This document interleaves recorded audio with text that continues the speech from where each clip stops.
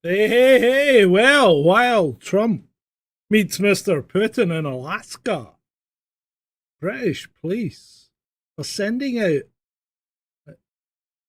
Yeah, let me finish my fucking intro, would you? Without butting in. British police are sending sexy PWs out catfishing motorists. What a world we live in! It's Friday night and it's all in. Now, good evening, Ed. He's just too keen, people. He's too keen. He just wants to get right in there. There's a lot to cover tonight, as is there always.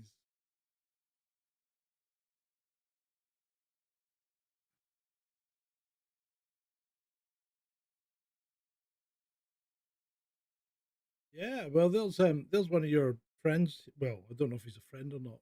Ray, who he does like to push buttons. He says it's week today since he smoked anything. Cold turkey. Today is oddly the toughest. Well, you're beating that now, Ed, aren't you? Where are you? Good job, mate. Good job. Oh, can't hear it. 11 or 12 days. Can't hear it.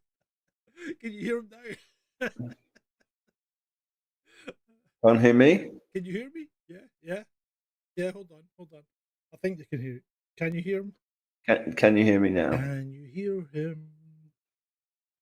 Sorted. Yep, we're sorted. Right. Good evening. Ooh. Sorry about that. Dave Barnes, David Nolan, Ray, Nick Doritos, Emma Watts, Tavoja with withdrawn comment. But even so, Paul Armstrong doesn't appreciate an FX. Sorry, Paul, but it's kind of that's the tune for this show. David Nolan did a say, and Ray, as you maybe didn't hear, Ed was singing your praises, saying it's a hard job and you're doing well. Just yeah, you're doing really well, Ray. I didn't go cold turkey because I'm on nicotine pouches. Because after 35 years and having to process a certain amount of unfortunate news that I've had, you need something. And thing with the pouches is I can just wean myself off it gradually. I've increased my volume, but if it comes, fucking, it's just jumped straight back down. Windows just doesn't want to hear me. What the fuck am I meant to do? Don't know. Doesn't like you very much. All I can do is bring Ed down. Right. I'm going to speak to you for 2 seconds just to check the levels, and then Ed's going to speak to you and tell us if we sound about the same. Ed? Yep. So am I talking now or are you talking first? You talk. I just spoke. Okay. Well, yeah, no, it's been another crazy week, and it turns out I didn't interrupt your intro after all. No, you didn't. Right. So what's the levels like now, people? Because every time I adjust my gain up, it just cuts it down. Ed, good. John, not. Fucking Windows. You are going out the window. This is the last time you will have this show on Windows. I mean, I can turn my gain up. You'll hear it fine, and then it'll drop it down again. As soon as I raise my voice, Windows will go, "Oh no, we can't have you talking." Fucking useless piece of shit. It really is. Right. Okay. I'll just keep an eye on it, and I'll keep turning the fucker back up.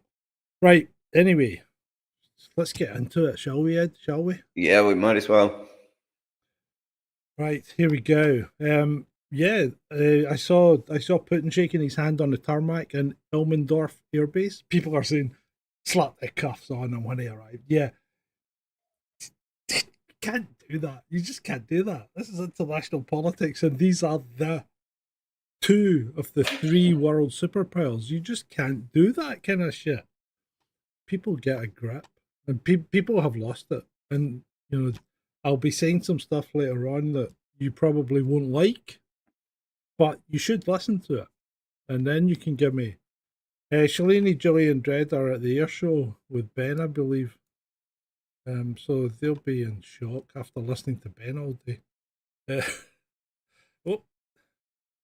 Don't expire on us yet, Ed. Hang in there. No, I'm still here. I just needed a cough. Right, okay. So where the hell are we? we are on the slides. Right, first slide. And, you know, just take it as a joke, people. We play both sides. We don't really, well, we do go in harder on the lefties, but that was quite funny, I thought. Trump prepares for a meeting with Putin. It was quite funny. So anyway, yeah, we are witnessing history actually, because Russian president has now crossed into US airspace for the first time in a decade. So that's over 10 years since he's been on American soil. And they're going into Elmendorf, I believe, which is a big joint military base in Alaska.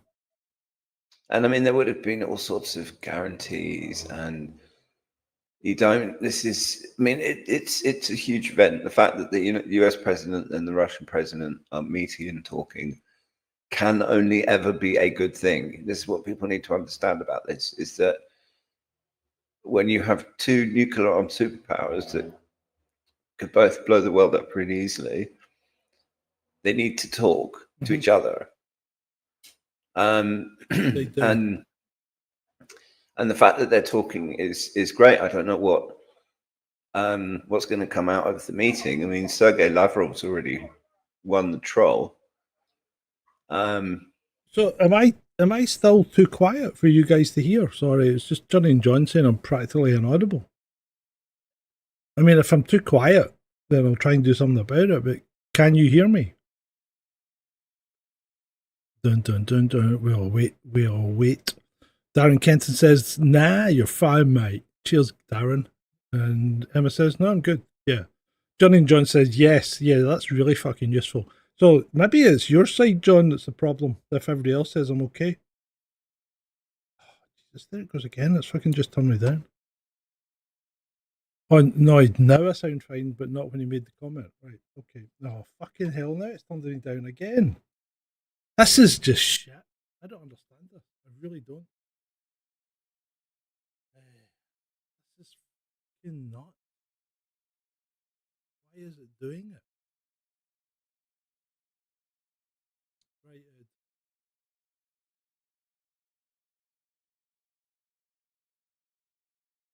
Oh, what was that one?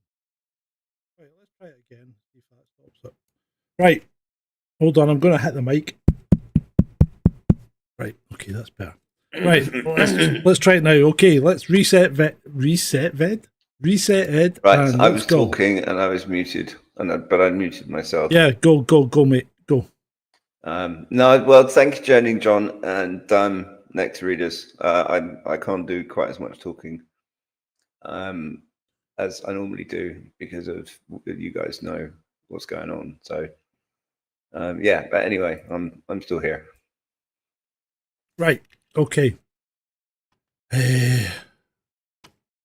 Moving on. Lavorov. Lavrov is the goat. He had a CCCP sweatshirt on, so USSR. Yeah. Which is just, I mean, you couldn't come up with a finer troll if you tried.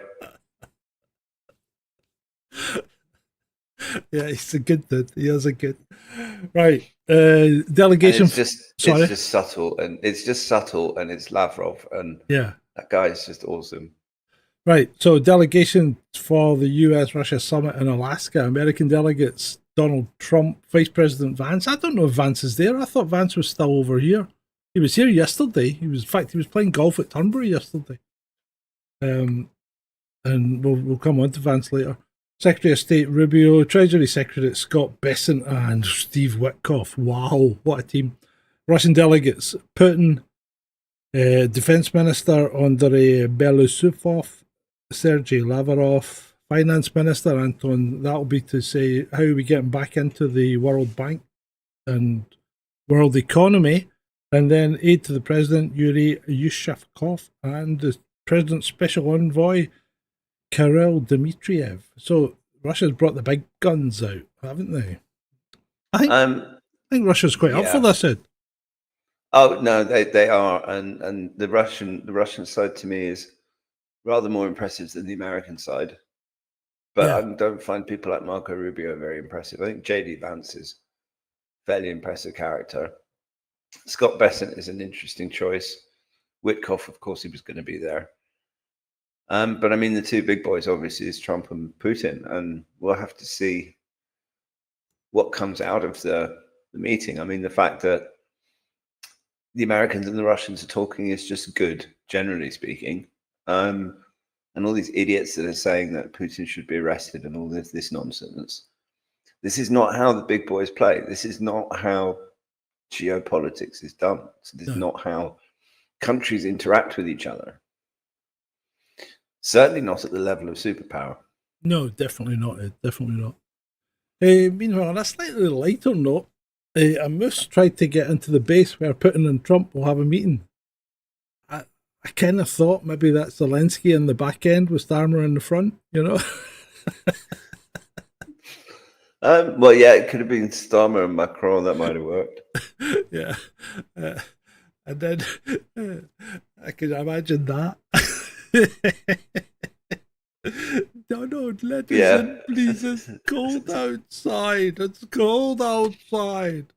I mean, the fact that the Europeans are basically being excluded from this, I just think it's great because they're all dicks. Fucking glorious, mate. It's so funny because they're melting down over it. They really are melting down over it. Let's have a look what we got. We've got, and I just love watching that. Yeah. So now we've got. Here's a post from Shalini actually. This was a UK restaurant turns away Vance after staff mutiny. What kind of boss has staff that's going to mutinate against them wanting to serve the vice president of the United States? Put politics aside. You know, hold on a minute. Put politics aside. Your job is to wait a table. And you're deciding whether you're too good to wait table for the vice president of the United States, regardless of who he is. Well, you know, whether he's Kamala Harris or JD Vance, it's not your job to decide world politics.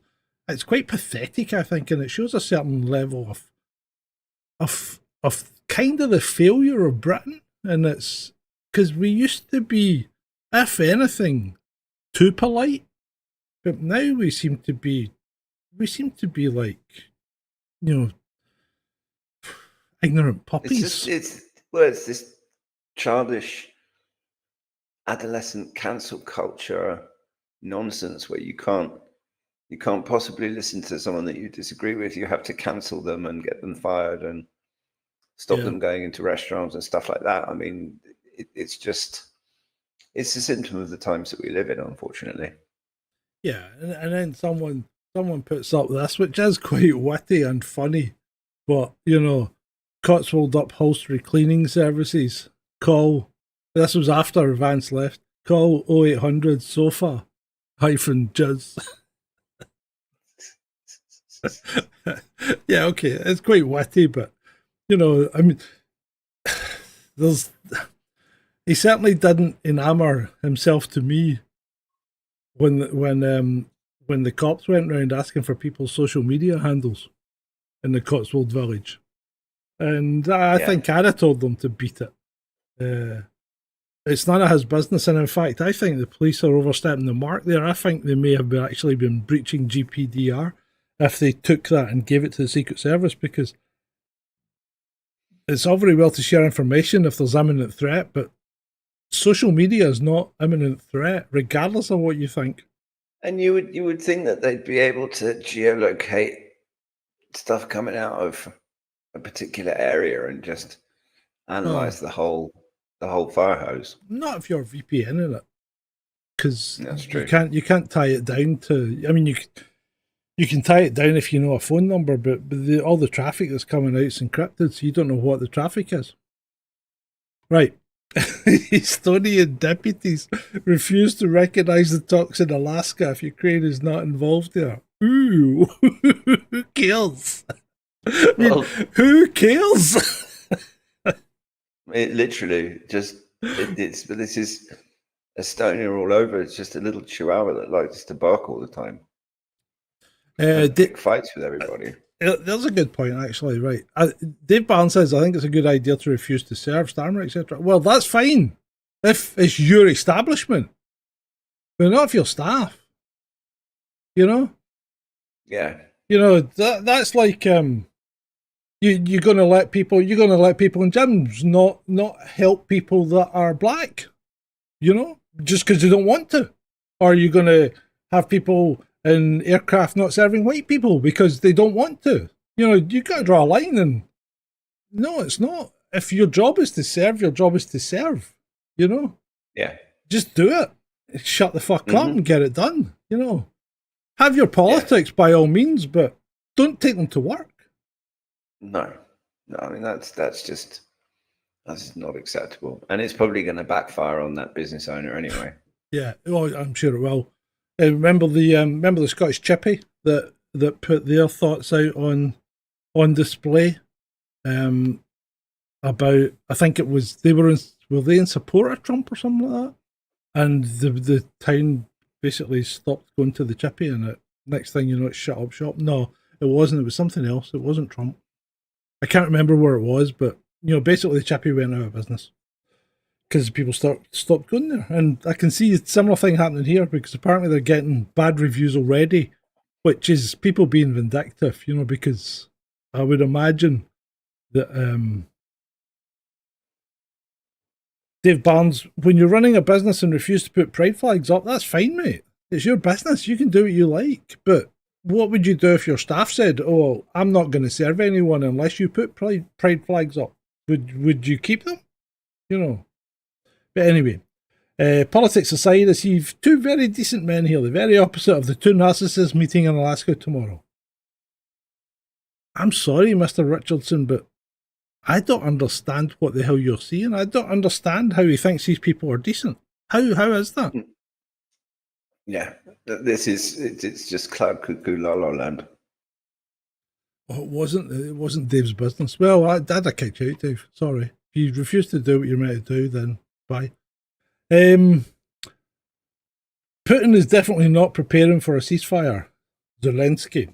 So Ukraine had one of its biggest attempts at damaging Russia last night with drones. So who's not looking for the ceasefire? Zelensky. You know, who's not looking for the ceasefire? I think it's you, mate.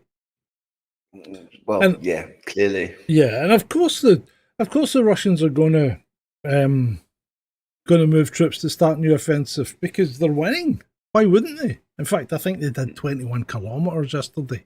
That's a big move in one day.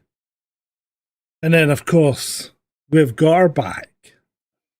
Oh no, it's not. This is the thing that people also have to remember about what's happening in Ukraine is that once the Russians take Pokrovsk, there's going to be a domino effect, because that is a strategic hub. Yeah. And it's going to change the nature of the battle. And I mean, the winners in war generally only tend to stop when their objectives have been met. Exactly, Ed, exactly. And, you know, he's getting close to his objectives now, so he's obviously thinking, you know, if we can wind this down and we get to keep their objectives, that'd be fine, yeah. Maria Zarakova, who would seriously listen to a junkie who's been passed around by the coalition of the willing? That's a fantastic description of Mr. Zelensky, isn't it? Yeah. Yeah. Absolutely brilliant. And she's nailed it. Right, moving on. Did you know that NATO is constructing a massive base right on Romania's border with Ukraine? Did you know that, Ed? I didn't. Yes, I didn't know that. No. Of course you don't, because the mainstream media is busy burying facts and feeding you a carefully fabricated bullshit narrative. So apparently, yeah, they're building this huge NATO base right beside Ukraine's border, which will probably be right beside Russia's border. Once the finish. Ukraine well, has one of the reasons why the Romanian election had to go the way that it did. Yeah, I think David Nolan said Ukraine's always going to get smaller after this. Yeah, of course it is, David. Of course it is. I mean, I don't understand. I don't understand why Ukraine just didn't give up the 3 regions that they were bombing all the time anyway. I mean, because they were bombing the Donbass continually, and it got worse and worse and worse, which is what prompted the SMO.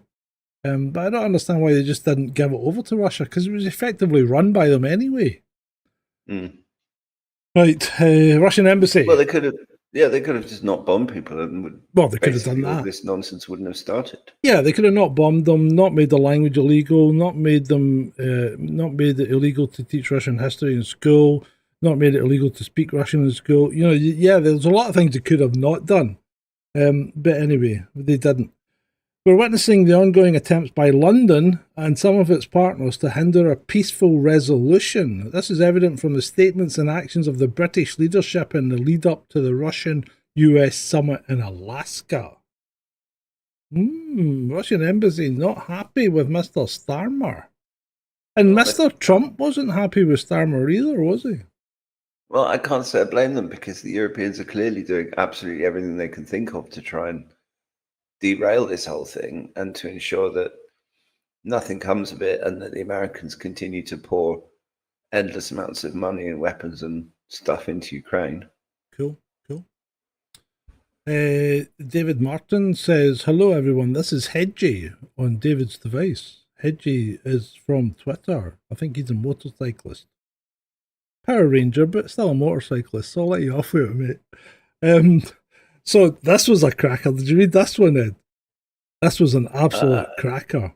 So no, I missed that one. Missile attack on a training camp. A Russian missile attack on a training camp which took place near the central Ukrainian city of something on July the 21st was timed for when recruits sat down at picnic tables for lunch, the soldiers said. Putin targeted their picnic.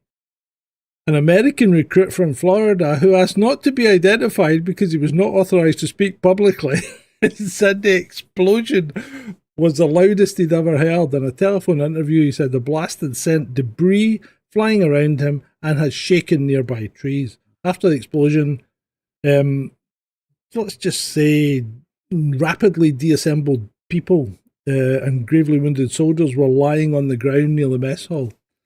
He saw at least 15 expired soldiers and more than 100 others who are wounded. But did you enjoy your lunch? Yeah.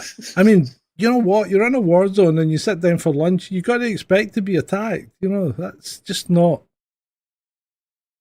You're in a war zone. Yeah? Yeah, pretty much.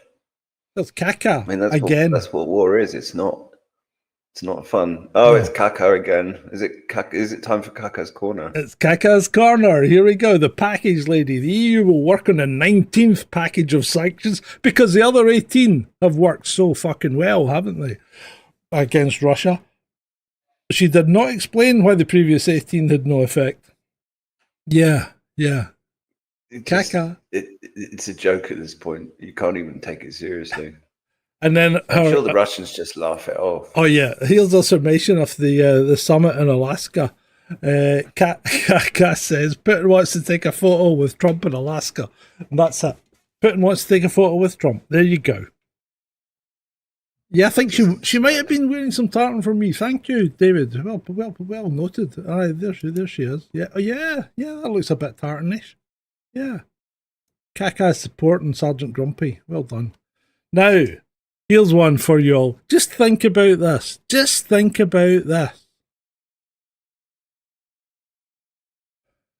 Who will stay in Moscow to stand watch at the red button? Who's... If anything's going to stop anyone mucking with Putin, it's the fact that this guy is at the other end. Yeah. Something happens to Putin. I'm sure Mr. Medvedev will have a hand in pressing buttons of various descriptions. Yeah, I think he's gagging for it. I mean, people, you know what? Putin's Putin, right? Trump's Trump, Biden was Biden. I mean, people are their own individuals. I mean, no, Putin can be a ruthless, and I mean really ruthless character, and I don't think he's any stranger to shall we say, maybe arranging for people to exit windows usually from hospitals. I don't think he's any stranger to that. So he's not all sweetness and light, and he's certainly not a good guy. I don't think any of them are good guys, to be fair. But this guy's nuts. This is the last guy you want in control. So be thankful you've got someone who's semi-sane in charge of this. Probably is the second most powerful nation in the world at the moment. Yep. Anyone thinking it's a good idea to get rid of Putin just needs to take one long, good, hard look at Medvedev and just forget the stupidity. Right. Now we're coming up on, and I've got a lot to say about this actually, and you guys might not like it. So I'm going to read it out, but Ed, you can read these while I'm preparing my Yeah, this is the most unsurprising bit of news today was that Labour councillor who was calling for bad things to happen to people has gotten let off. Verdict, not guilty. I mean, it's the whole thing is just disgusting. The two-tiered justice. I mean, to say that we have two-tier justice and freedom of speech in this country is just a joke. Right. Okay. I'm going to read this out to you people because I want to clip it and use it as another video. And what I would say to you is, please listen to me till the end, and then by all means we'll talk about it. But I'm going to run through it, and if you guys can just listen to the end, and then we'll take questions. And Ed, I'm sure, might have a different viewpoint. I haven't gone through this with Ed. He has no idea what I'm going to say here. So here we go. A victory for freedom of speech. The Ricky Jones case and the power of context. UK legal system has handed down a decision that, while controversial, may ultimately serve as a significant win for freedom of speech. Labour councillor Ricky Jones, 58, was found not guilty of encouraging violent disorder following a case that has sparked widespread debate on social media and beyond. The evidence? A video showing Jones speaking at a protest where he appeared to suggest doing really severe things to far-right protesters. Yet, after a mere 30-minute deliberation, a jury acquitted him. Now, far from being a miscarriage of justice, this outcome highlights the importance of context in interpreting inflammatory words and the application of the reasonable person test. This is a cornerstone of UK law that protects free expression. Here's why I believe this is a good result, despite the outrage that it's provoked. The reasonable person test, a legal standard in the UK, asks whether a hypothetical reasonable individual would interpret and act upon certain words or actions. In Jones's case, the court, and more importantly, the jury, appears to have considered the circumstances surrounding his statements. Protests are often heated, emotional affairs, where strong language is not uncommon. And that applies to you sitting in your house. And it applied to Lucy sitting in her house when she was part of that. The video, while shocking to some, was delivered in a public setting with a clear political context. Yeah, it was. Opposition to far-right ideologies. There is no difference to having opposition to far-left ideologies either. No difference, right? The jury likely concluded that no reasonable person would take Jones's words as a literal call to violence, but rather as hyperbole or an expression of frustration. And this interpretation aligns with the principles outlined in the Human Rights Act 1998, which incorporates Article 10 of the European Convention on Human Rights, which guarantees limited freedom of expression. This decision contrasts with past cases where individuals have faced prosecution for inflammatory online posts. However, a critical distinction emerges there. Those convicted in similar situations, such as the 2024 cases, like Lucy, all pled guilty. And by doing so, they waived their chance to have a court assess the context or apply the reasonable person test. The court left with little choice imposed sentences. And now, yes, I fully agree that some of those sentences, and I strongly argue, were unduly harsh, given the lack of a full trial to explore intent or context. Jones, by contrast, pled not guilty. He allowed the judicial process to unfold, and ultimately it vindicated them. To date, and this is important, to date, no one who has pled not guilty in relation to this event, that's the 2024 riots, has been convicted. That suggests the courts are taking a measured approach to distinguishing between genuine threats and rhetorical excess. This outcome sets an important precedent. It reaffirms that freedom of speech, while not absolute in the UK, is robust enough to withstand provocative language when the intent and context do not support a reasonable expectation of violence. The 2013 Defamation Act and subsequent legal reforms emphasise balancing free speech with public safety, and Jones's acquittal demonstrates that courts are capable of making nuanced judgments. Ex-posts from users like Dave Barr and Maisie Daisy expressed disbelief and frustration, and some of you guys, I 100% understand it, with some suggesting corruption or inconsistency. However, the lack of convictions among not guilty pleas suggests a pattern of judicial restraint rather than bias. Critics might point to the Lamy Review 2017, which highlighted ethnic and racial disparities in sentencing, such as black defendants being 240% more likely to receive custodial sentences than white defendants. And while this raises valid concerns about systemic inequities, Jones's case does not appear to fit this pattern. His acquittal, regardless of his political affiliation, indicates that the court prioritised evidence and context over public pressure or political leanings. The harshness of guilty pleas for those who pleaded guilty in similar circumstances, and the sentences that were, in my view, imposed outrageously, have indeed been overly severe. Without a trial to assess intent or the reasonable person standard, the court had to rely on the admission of guilt, often leading to mandatory minimums or harsher penalties under the Crime and Disorder Act 1998. And this doesn't excuse those judges that I think went too far, possibly with government encouragement. I don't know if they did or not, but I think those cases were not properly dealt with by the judge.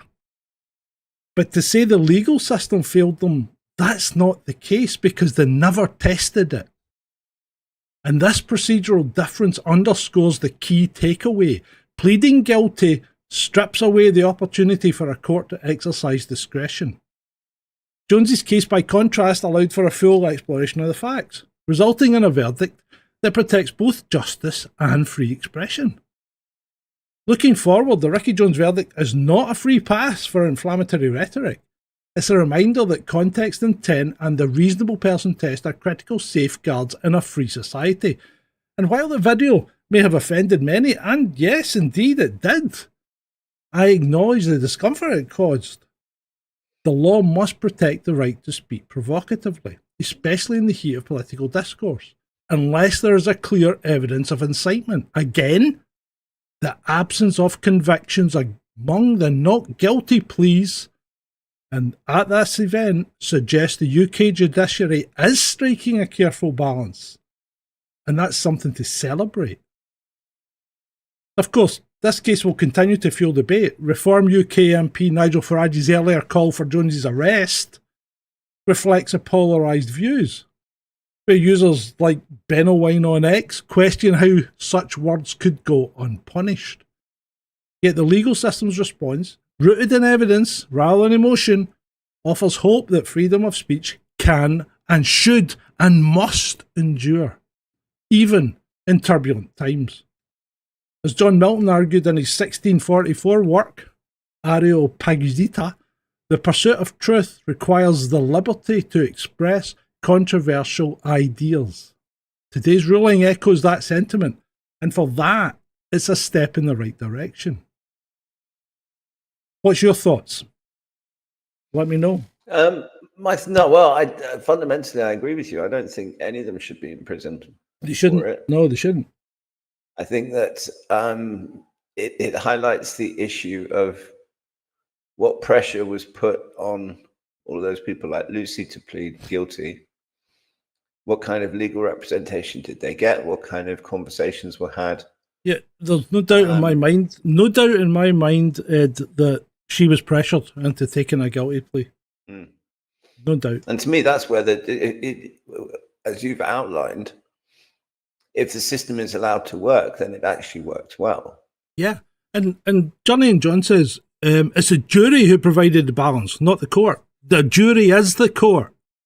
The jury is part of the court. It's part of the system. Therefore, we need a klaxon for Nectaridus. Oh, right. Thank you. Thank you, Nectaridus. You are, sir, a star. Oh, did you like? I hope you liked my soliloquy. Would it be fair to call it a soliloquy? Yeah, no, that was good. Yeah, I think she got. I think Dave Barnes is 100% right. She got dire legal advice, and yes, she did, because initially she pled not guilty. Remember, and she was remanded, and I was on Twitter and I was banging away saying she shouldn't be in jail because when she got refused bail, she did not meet any of the criteria for refusal of bail. So the court, the judicial system, wasn't working there. But if she'd continued to stick by her guns and plead not guilty and go to trial, she would not be locked up, because I think she would have got bail. I think they refused that bail just to go for it. I don't know. To be fair, David, I know Jonesy's team leaned on his neurodivergence, but I don't think that really matters. I think what's really important here is the fact that even anyone who's considered far right who pled not guilty hasn't been found guilty. And I think that's the important thing that we need to take away. So yeah, I think I mean, you know what Lucy did, and I'm sorry if I'm monopolising the conversation here, but what Lucy did was she made a knee-jerk reaction to an extreme situation, which she deleted and apologised for within 2 hours. That shows remorse. That shows she didn't consider it the proper thing to do. What more can you ask for from a reasonable person? And and that's where we go back to the reasonable person test. What reasonable person is going to look at what someone said on Facebook and go, oh, I'm going down there with my matches, Who's going to do that? Nobody. And that's why these people are not being found guilty. They're just not being found guilty. Yeah, absolutely. Oh. Cool. Should we move on? Yeah, we can. Sorry, but I think it's an important matter to get across. System. Yeah, no, you got it out of your system. The sloth virus has arrived, mate, for the first time. Oh, what the? Just bugger off with your jab theory nonsense. Isn't it ridiculous? It's all just PCR testing, DNA, genomics bullshit. Yeah. Yeah, it is, mate. It's all crap. And it's a played hand now. It's like, once you've got their tail, there's no point in you trying to keep bluffing, But they keep trying. They do. This is a cracker. Is this one of yours? Did you send me this? Which one's this? My dad's factory job was highly skilled and close to home. Yeah. This one was a takedown of Thomas' tweet. I knew your dad. He was in my CLP, describing his toolmaker small business where he employed others at a factory job is like describing yours and my barrister professions as legal advisors. Please stop doing this. It makes you look daft. Well, that told him. And that's from a fellow barrister. Mm. Yeah, quite right. I mean, he's just such a knob. He is. Ghislaine Maxwell cleared to leave prison on work release. This is just, well, we all knew this was coming once the whole Epstein thing was a non-thing. Yeah. Then what sense did it make keeping Ghislaine in prison? And so she's, I mean, you couldn't make it up. It's you couldn't. Absolutely balmy. And Olga's spot on here because she says you all should have taken those bets. I was serious about it. And our tweet from July the 7th says, should we take some bets on Trump pardoning Ghislaine Maxwell now that there is apparently no Epstein list and the bro just offed himself for no apparent reason? I think she's right. Oh, madness. Yeah, no, someone missed out on some money there. Police recruitment in the UK has dropped 70% in just 1 year. Leavers continue to outnumber joiners. Can you blame them? Can you blame people? No. Who would join the police now? Who would? I wouldn't. Would you, Ed? Would you consider it? No. No. Would you consider that 30 years ago? I don't know, maybe not, but you know, it wasn't a bad profession. I would have met the physical requirements 30 years ago. You certainly won't meet them now. No. Me neither. Anyway, right, let's move on. We've actually covered that one. That was taking the addresses and social media stuff. Right. James Goddard says here, the march towards a social credit score system continues. Any cash withdrawals over £420, 420. That's a funny number, isn't it, Ed? 420. Just a little bit. Yeah. Suspicious? No, nothing to see. Move along. Will be automatically flagged by the UK's anti-fraud unit. You know what to do, people. We're back to registering chickens here. Every time you have the opportunity, withdraw more than 420 quid in cash. Flood that system. Yeah. Yeah. Absolutely right.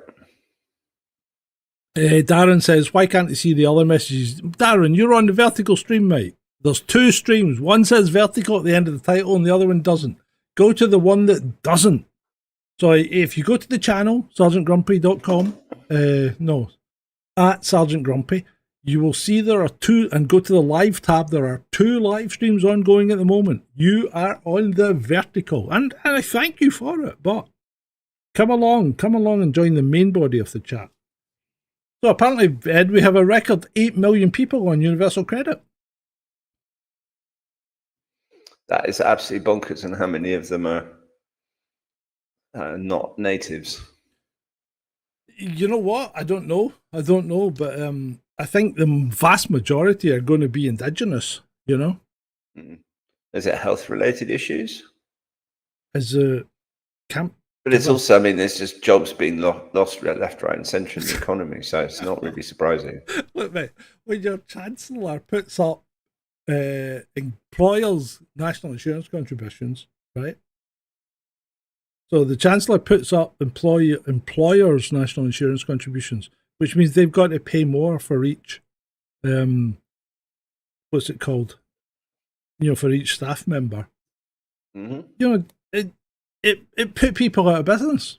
People with a lot of staff can't afford it. They just can't afford it. It's crazy. And then the minimum wage went up again, and you just can't. You can't afford it. You just cannot afford it. Withdraw all your cash, says Dave. Yeah, that's what I do. Take everything out on the day it comes in.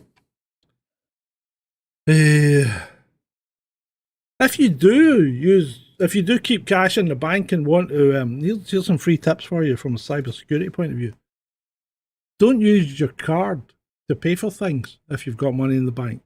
Actually get an Android account or whatever it's called, Google Pay or Apple Pay, and use them, because when you use an Apple Pay or a Google Pay, the person getting the payment doesn't get your bank details, doesn't get your name, doesn't get your address. They get a token that refers to your card that only Apple or Google know. So you only put your card into Google or Apple, and none of the businesses get access to your details.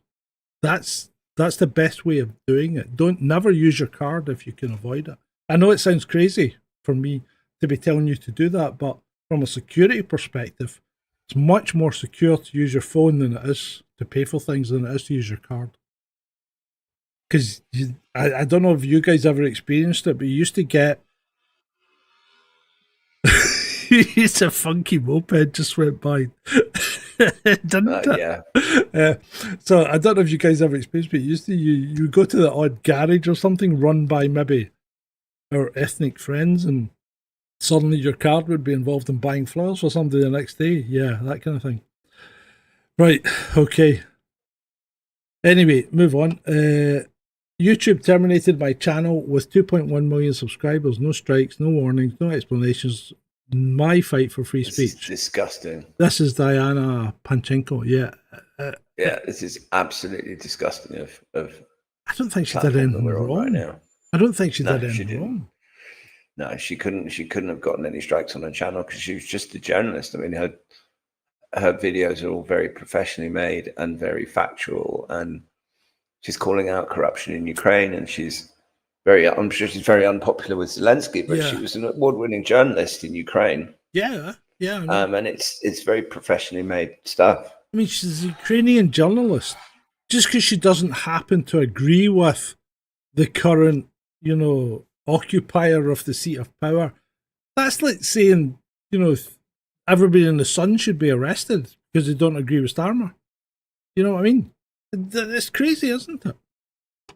But if you start censoring one, you've got to censor them all.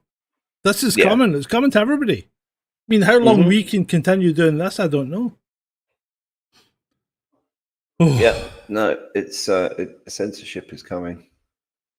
Right. But it's already here. It's just getting worse. Yeah. Okay, right. Nova Scotia, Newfoundland, and that bunch. Well, we talked about the fines for hiking in the woods. So apparently they've had a press conference and somebody let slip. Actually, it's not because you might start a fire. It's because if you fall and break your leg, we can't come and help you because we don't have enough people. Hey, I'm sorry.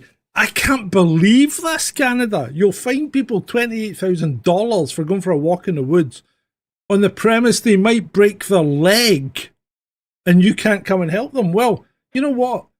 Canada used to be the sensible America. I remember, I used to go skiing in Canada all the time. If you went skiing in America and you went off-piste, it was like the snow patrol were on you like the Stasi, Get back on the piste, you're out of bounds, you can't ski there. If you did the same thing in Canada, the snow patrol would be like, you know what you're doing? Because if you get into trouble, we're not coming to help you. They would say because they were Canadians.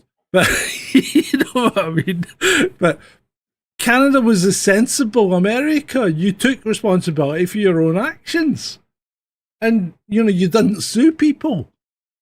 What the fuck's happened to Canada? It's turned into a pussy state.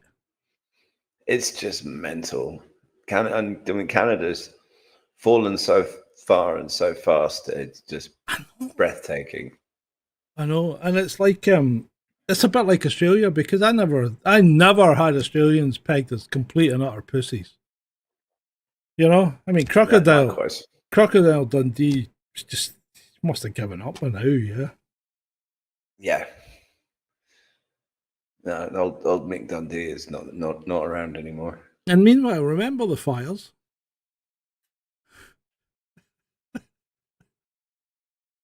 He didn't even get jail time. Saskatchewan volunteer firefighter who set 30 fires, i.e. he lit them, right? 30 fires in a month. That's one a day. Sentenced for arson and didn't get jail time. 18 months of probation and 200 hours community service. Holy Toledo, Batman. The Western world is completely insane. So these two birds on the right, and sorry if I sound misogynist, but I am, so you'll just have to take that. So these two birds on the right are out running. They're police officers on duty. And they're going to call on their colleagues if someone has the temerity to shout nice arse or something out their window as they drive by. What the fuck? What? Do the police not have better things to do? Well, yes, they do. They have much better things to do. But what? It's not entrapment, David. It's not quite entrapment because they're not encouraging you to do it. They're just out there and you did it. So it's not entrapment. It's close, but it's not quite, right? But it's not an offence. Because even the police said these behaviours may not be criminal offences in themselves, but they need to be addressed, says Surrey Police spokesperson. What the hell? This is fucking pre-crime. It really is. I mean, it's not entrapment, but it's pre-crime. It's like you're putting temptation in people's way. And you know what? This is such a bad thing. If a workie in a van drives by and goes, "Keep going, girls," you know, it's pretty pathetic. Police, sorry, police. I hope you're listening. I know you aren't, but it's pretty damn pathetic. Yeah, it really is. I just don't even have words for it. So it's like everything bad out of 1984. You're right, it is. And we'll bring you a public service announcement now. Remember, people, racism is wrong. Don't do racism. Okay? All isms are bad. Yeah. Don't do isms. Have you seen the picture?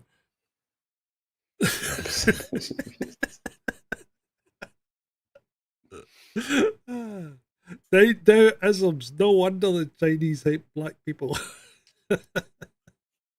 Right. This 18th century manor house where the US Vice President is staying. Oh no, we've covered that one. That's a knocking on doors thing. Right.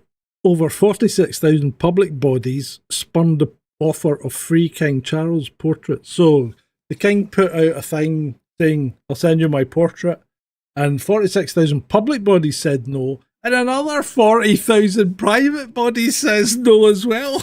So it was like over 90,000 bodies said, no, we don't want your picture, we don't want your face on the wall. That's ridiculous, isn't it? It speaks volumes about how far the monarchy's fallen. I know. It's crazy. It's crazy. And it's not just the monarchy, it's everything about Britain. I put a post up about the Navy the other day, and it pains me because I was a Navy brat. I was brought up in the Navy. My dad was in the Royal Navy for 22 years. And we travelled a lot on the Navy's ticket, and we had a good life.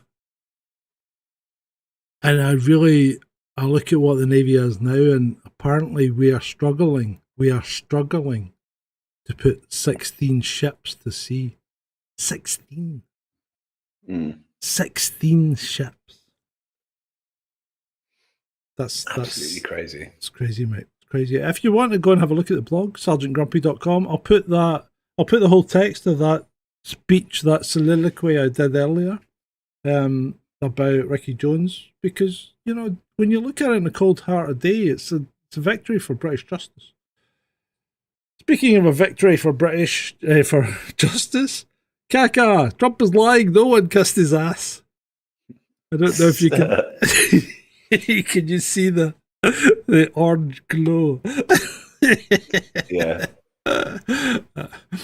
Right, explosive. Now, I don't know if this is true or not, okay, but people have said, and it's been reported on Twitter, that the dinghies that are captured were put in a lorry, which is owned by BlackRock, which was contracted out to the UK government, and taken back to France. Why would the dinghies be taken back to France? I don't understand that. Surely they'd be destroyed or sold by, unless they were sold by auction and somebody from France bought them and shipped them back. I don't know. Sorry. The whole thing is dodgy as hell. It does sound. We know those guys are not getting in, and if the government wanted to stop them, they would. Mm-hmm. The fact that they're coming in means that the government wants them here.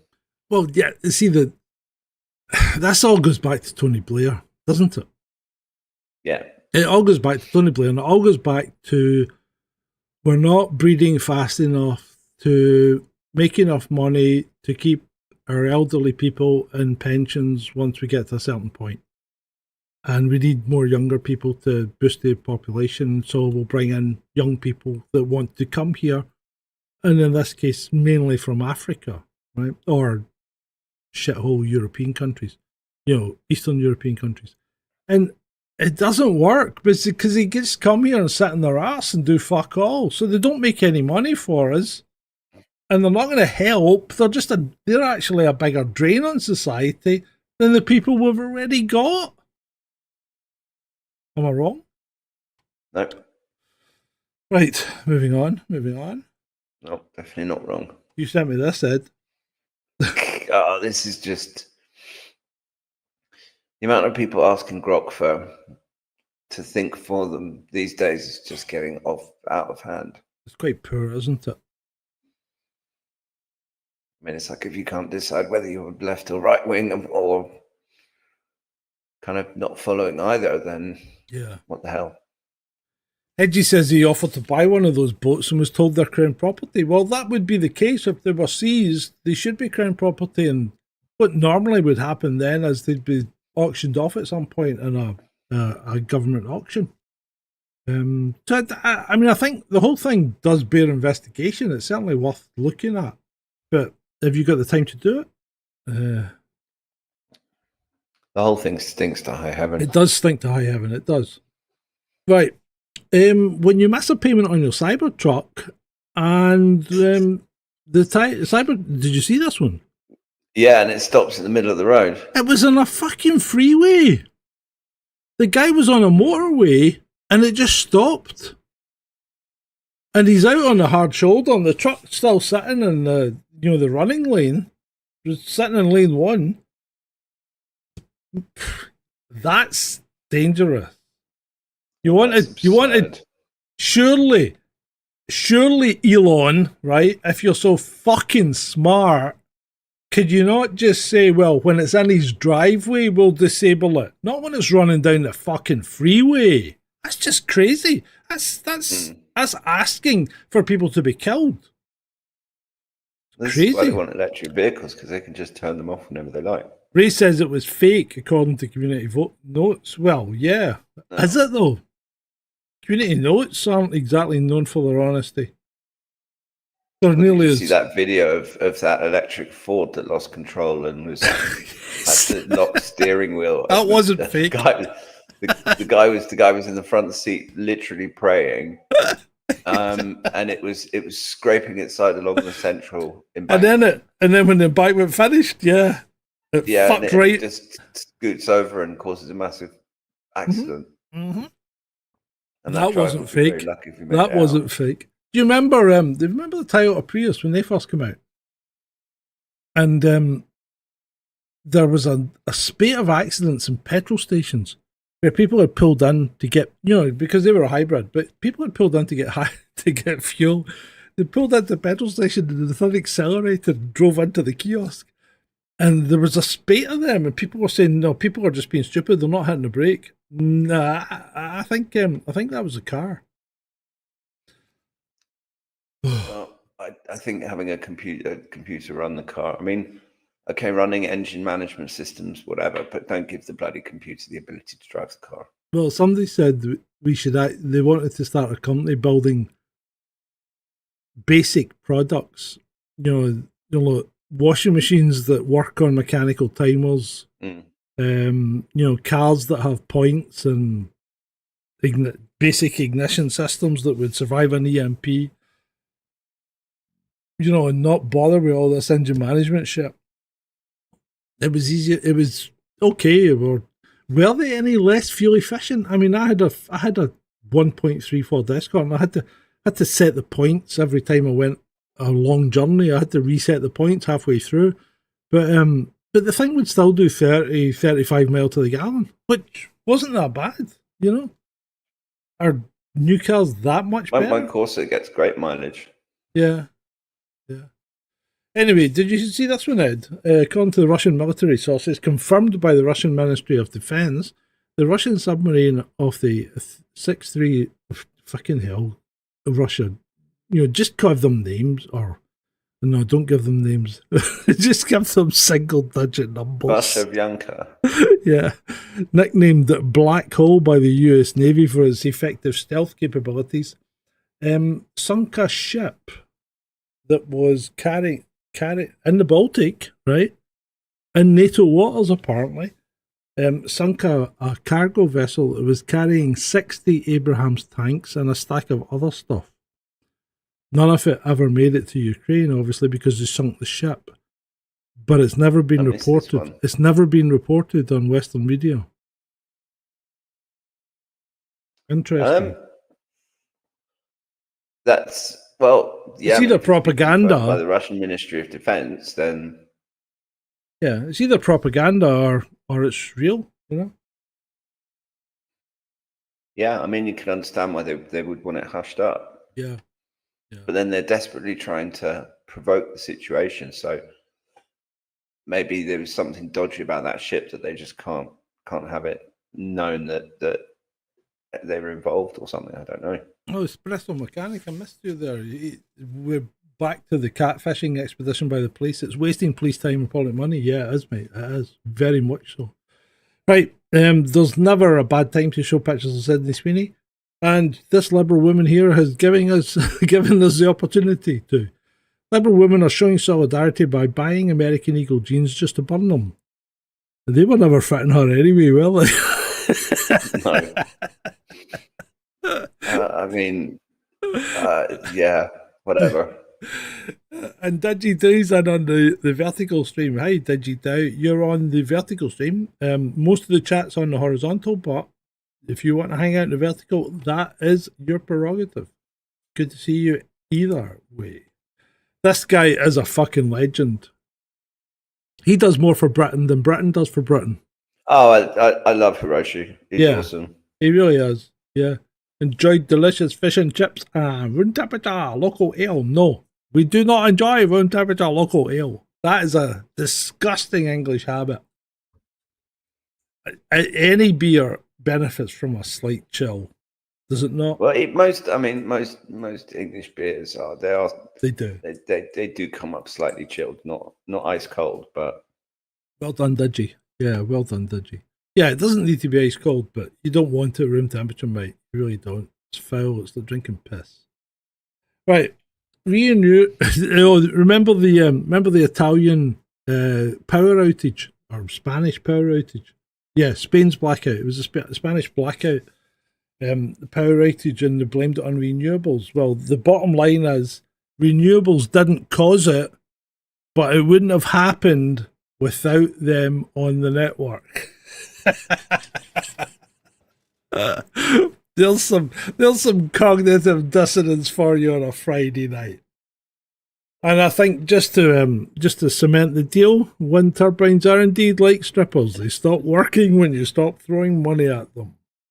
That's pretty much it. The whole thing only works with a massive load of cognitive dissonance. Yeah. Public must stand up to shoplifters, says policing chief. Thames Valley Police and Commissioner claims people who fail to intervene are part of the problem.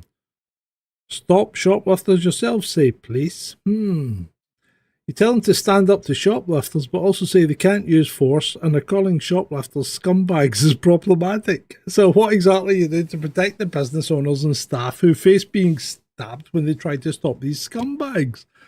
You know what? You can't have it both ways. No, you can't. You can't. And the police need to understand that. And you need to pick a fucking side, and you should be picking the public, because if you're in trouble, the only people that are possibly going to come and help you, once you've exhausted the small cadre of police that are around you, The only people that can possibly help you are the public. Mm. And if they're not going to help you, you're fucked, because there's only, 90,000 police in this country? It's not a lot. Not a lot of people. It's not a lot. If the whole country kicks off, the police are fucked. End of story. You just can't do it. Absolutely right. Oh. Moving on. This was good. Well, it's done. My parents' divorce was finalised yesterday. They're no longer married after 52 years. They're still in love and still together. But divorce was necessary because of Dad's medical bills. Now when Dad passes, Mum won't be saddled with $288,000 in debt. She's free and the house is in her name. Pretty sad that decades of marriage comes to an end because of the American medical system. It's sad, but sensible. Right? That's just an indictment of the American medical system. But it's going to be so fucking ironic when she dies first.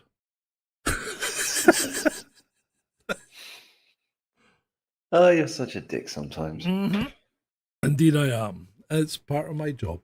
Right, moving on. Migrant in Ireland. People in Ireland have a weird sense of humour. They make offensive jokes about everything. That needs to change within the community. No, it doesn't. No, it fucking doesn't. The whole beauty of Ireland and Scotland is that they insult everyone and they do make offensive jokes all the time. And that's part of their culture, which you aren't. So if you want to move to Ireland, embrace the local culture. Don't try and import your own culture. Why the hell are you moving there? Exactly. But you only have to look at her and say, why aren't you embracing the local culture? Cunt. Sorry, who said that? That's outrageous. Right, moving on. You can take the German out the German, but you can't stop the German being German, can you? This is shocking. This one is absolutely shocking. It's yours, you read it. The tiger refused to nurse the cubs, and the zoo staff didn't want to take the responsibility of feeding them. After all, everything should be as it is in nature, and nurturing tigers in captivity would not be natural, so German zoo killed the cubs, which is really natural. Well, hold on. By that extension, then kill all your animals. Right now. Just do it. Just that German zoo should kill all their fucking animals, because none of them would be there in nature. These Germans are arseholes. I mean, I know as British people like animals more than most, right? But what kind of sick fuck thinks that's a reasonable thing to do? Kill the cubs because I couldn't be bothered feeding them. Especially when those tigers are probably endangered. They are endangered. They are endangered. It's just the endangered Amur tiger. 3 of them, fucking just let them die. Yeah, fucking sick.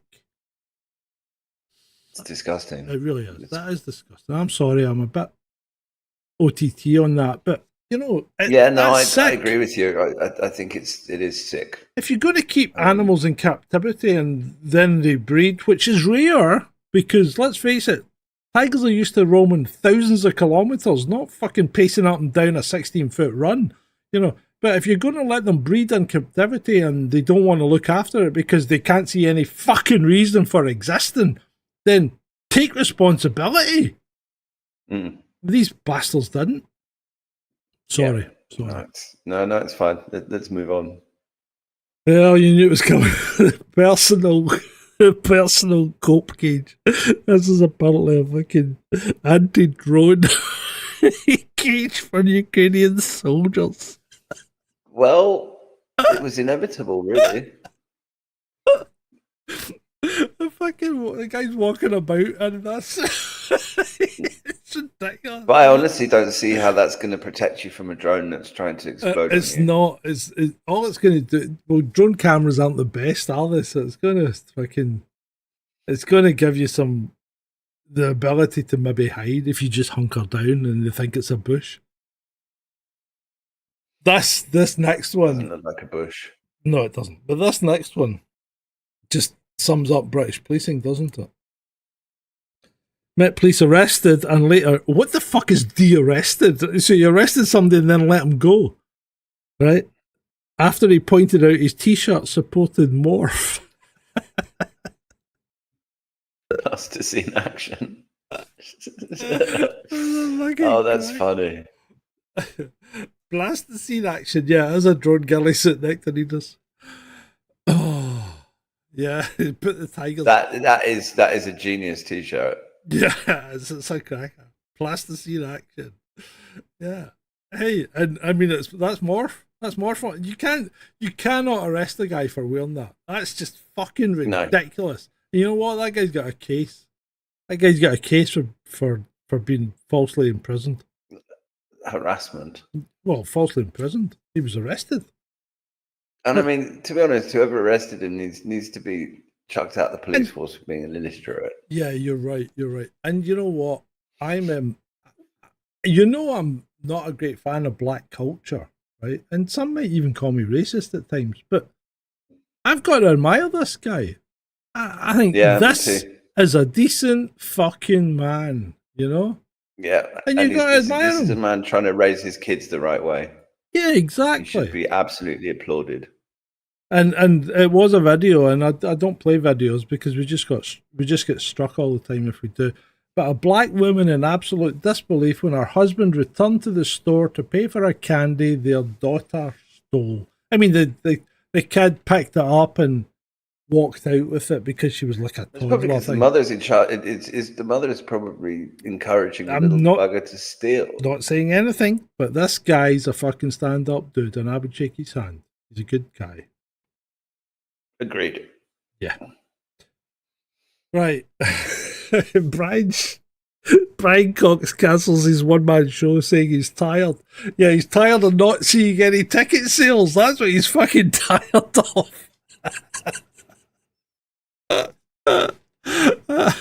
And then we've got a couple of other classic fucking tweets. I just saw my mechanic and his entire family go to McDonald's in my car. Yeah.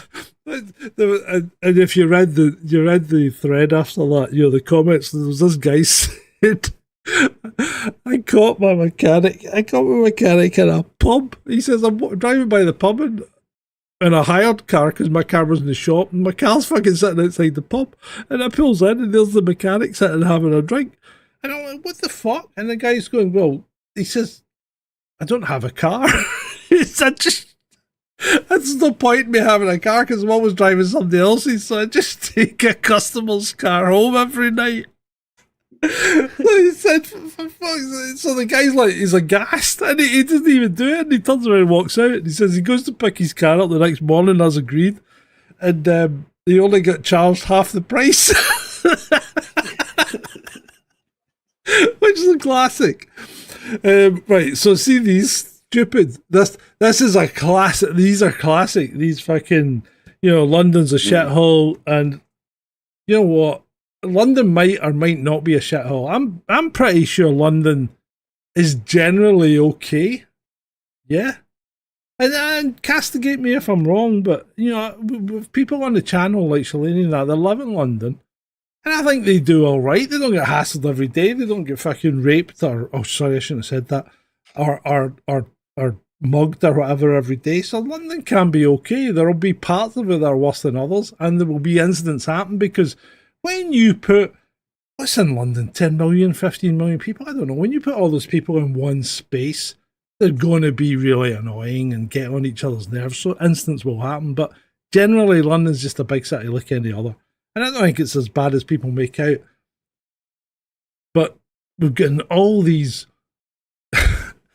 evidence of absence. The thing is that London is enormous. Yeah, well, exactly. But we're getting all these evidence of absence is not absence of evidence in tweets. Like, my lads and their mum spent the day in central London yesterday. They were not threatened, robbed, mugged, murdered, or assaulted. They enjoyed their day out. Just saying. Yeah, just because it didn't happen doesn't mean it doesn't, you know? These people really pissed me off. Oh, I mean, and the guy reinforces the point. Not a single bullet hit my granddad in D-Day. To suggest it was dangerous on Omaha beach is ridiculous. Yes. I've been to Omaha Beach. Have you ever been to the Normandy beaches, said? No. It's quite humbling. It's quite humbling because the French... I'm sure it is. And the French are, I mean, the French are many things, right? But you know what? They took D-Day seriously, and they have monuments on all the beaches. They have military equipment. They have flags flying, and they have plaques every it seems like every 30 meters or so, telling you about what happened here and what happened there. And you see French families with their kids taking their kids out and showing them what happened and what the Allies did to take their country back, and they fucking appreciate it. You know, you drive about with a British number plate on a camper van, and people are waving at you and saying thank you and stuff like that. It's fucking mental. It really is. So they really take it seriously. It's well worth a visit. Well worth a visit. And they're not far away. You know, I mean, the Normandy beaches aren't far away if you just get the ferry or take the tunnel across. Yeah. Mm-hmm. Right, moving on. Apparently, Air France stewardess was walking up and down the fucking aisle spraying air freshener. It's not air freshener. Is this like the Australians do? Is this some sort of bug spray thing? This is Africa flights leaving all flights that I've ever been on that leave Africa for Europe. You always get the crew go around with an insecticide. Yeah. Same thing happens when you fly to America. Not America. Same thing happens when you fly to Australia. You get you're told to sit in your seat when you land, and they come on and fucking spray the plane, and it's like, what the fuck am I breathing? I'm thinking, what the hell? Nobody told me this was going to happen. You know, it's weird. I don't think it's a good idea, but anyway. And if you ask the crew, they don't even know. Yeah, it's so odd.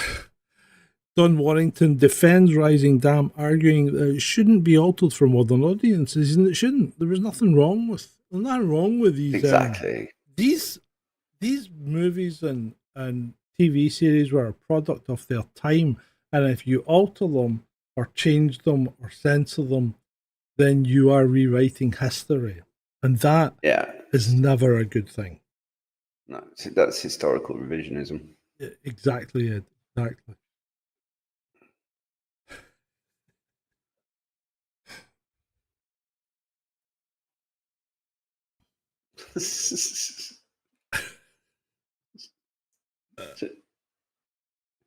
Oh dear. That's quite funny. George Floyd mural struck by lightning. Jesus Christ, Dad. Fuck that guy.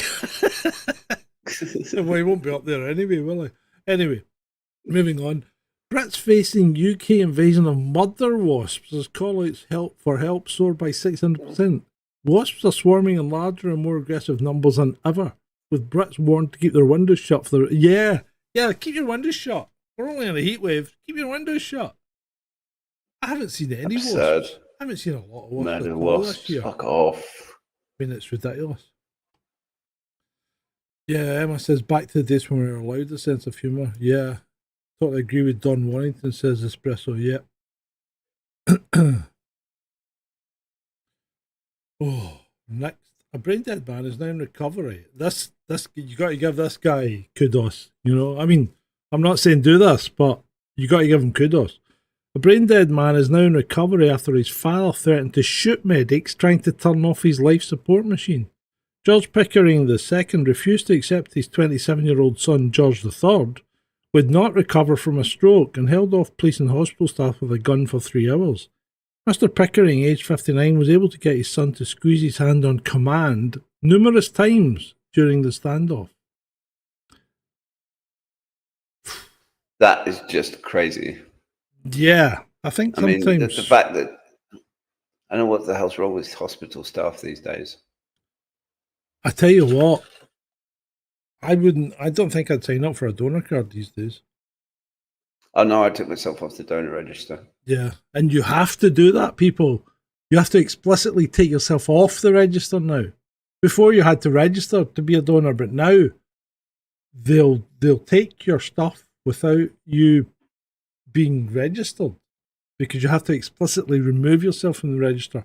And remember to tell your next of kin, leave his bits on him.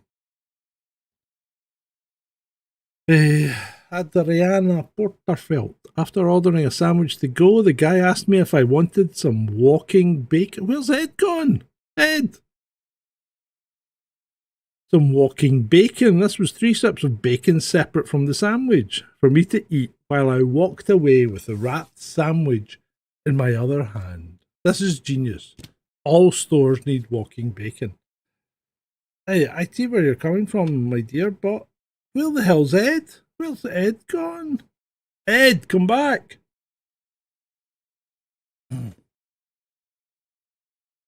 Excuse me a second while I see if he's incommunicado or if he's just... Did anyone see him keel over, or is he alright?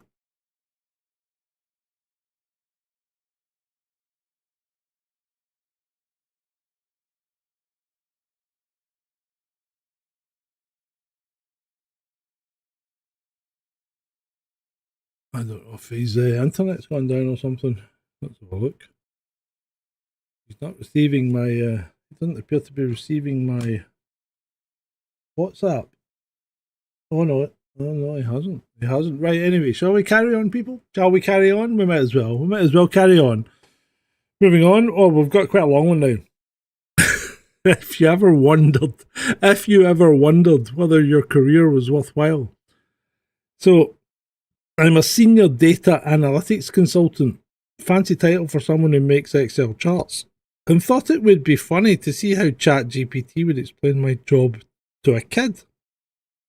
Hold on, Ed been in contact. Network issue. He has a network issue. Right. Oh, here he comes. He's coming back. He's coming back.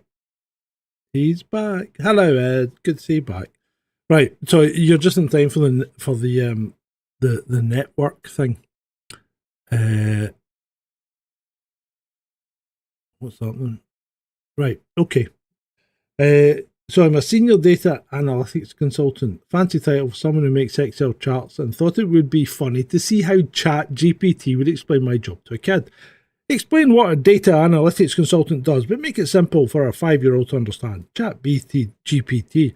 A data analytics consultant is like someone who counts things for other people because these people are too busy or don't know how to count very well themselves.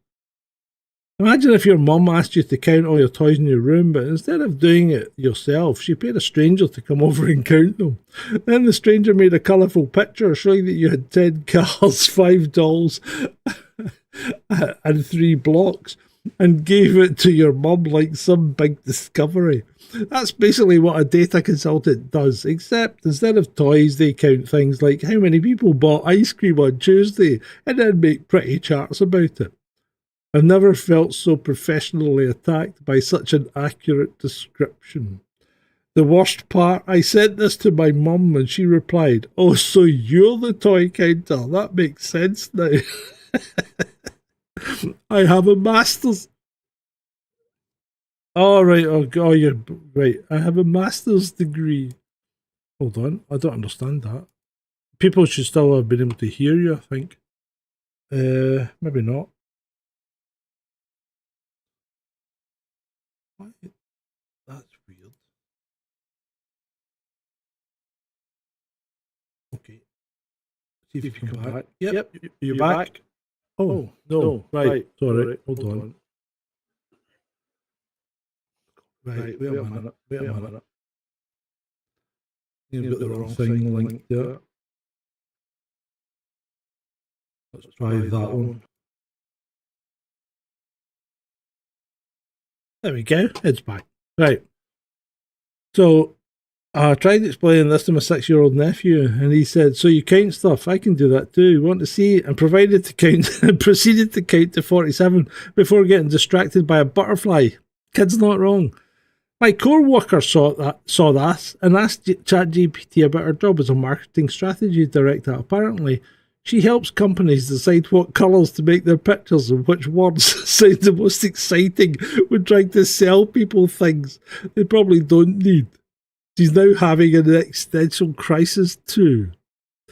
Do not ask ChatGPT to describe your job if you don't want to end up in an existential crisis.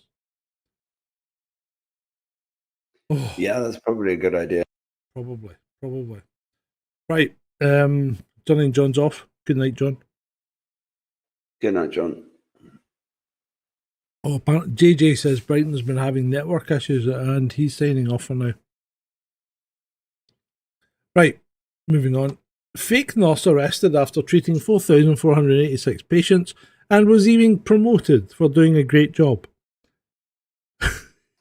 That's just bonkers.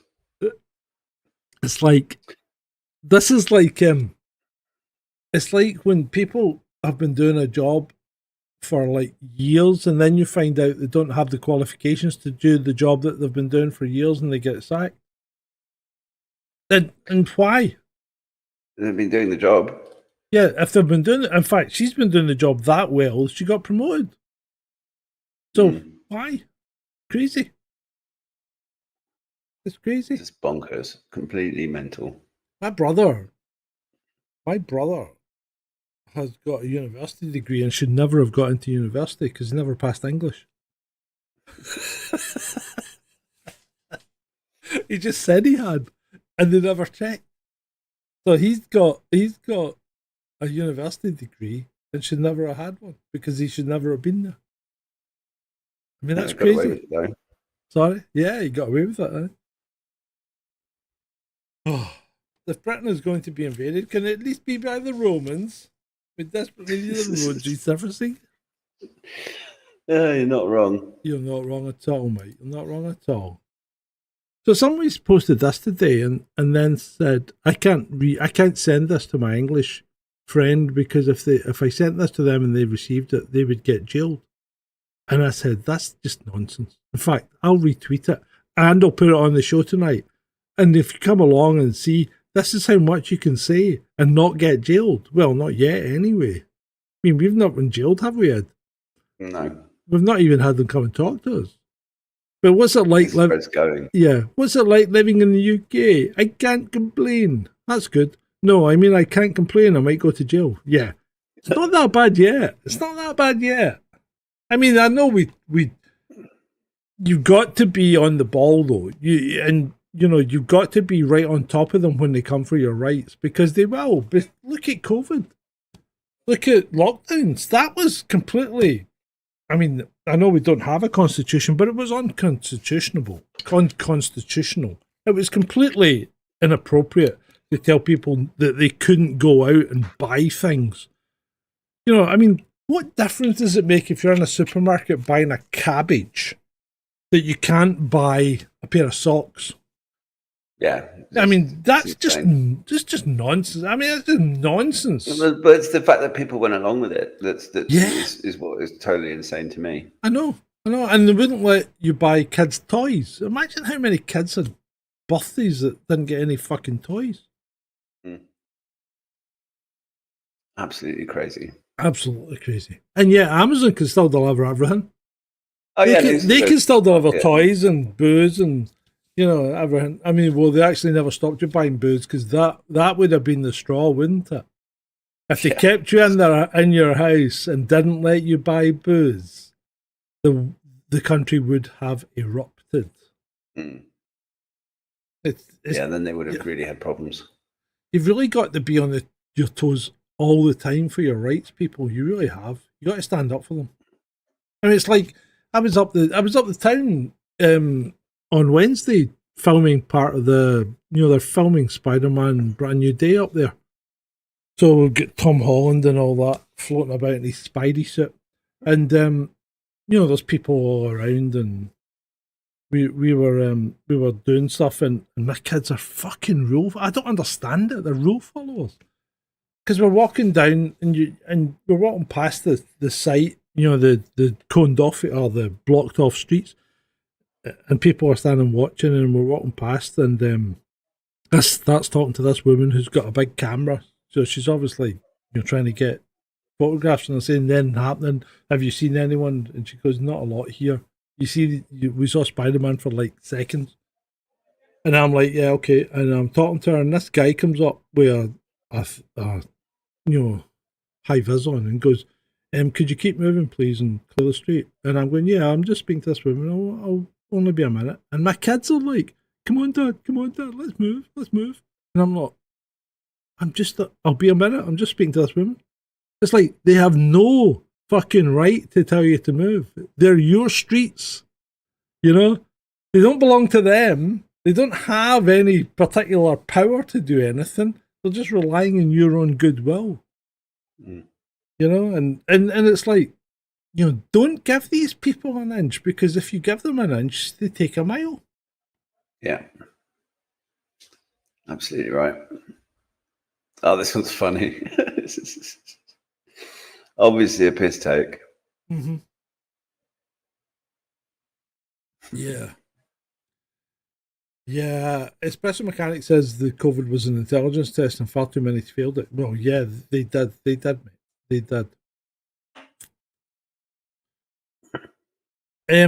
I saw this, and I thought this was quite cruel, right? So this was a butt face contest. This is horrible. I thought it was horrible as well, Ed, because she's not a bad-looking girl. Nothing wrong with her. No.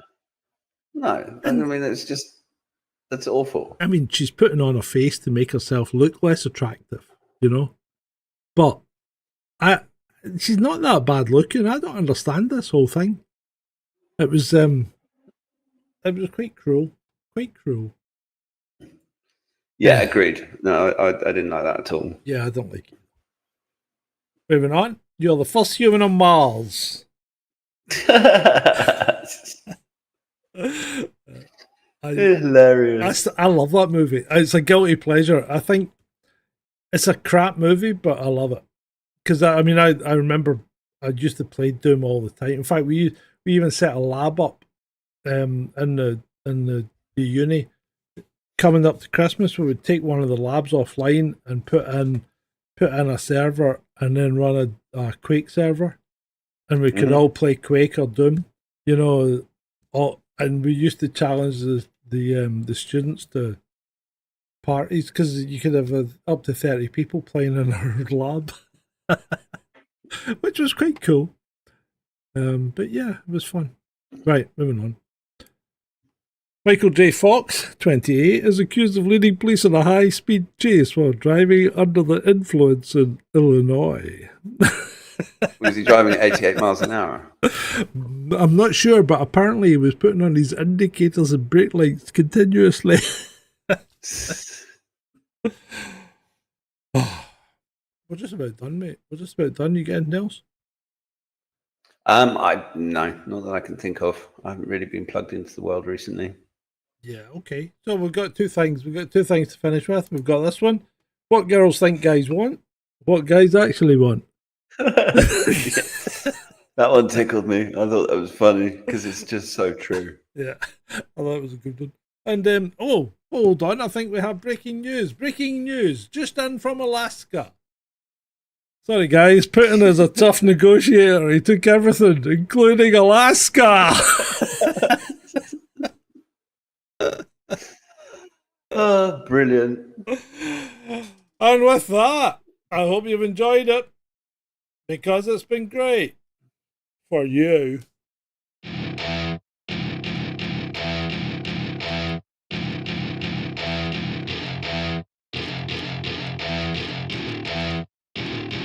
Welcome to my party, we're just getting started.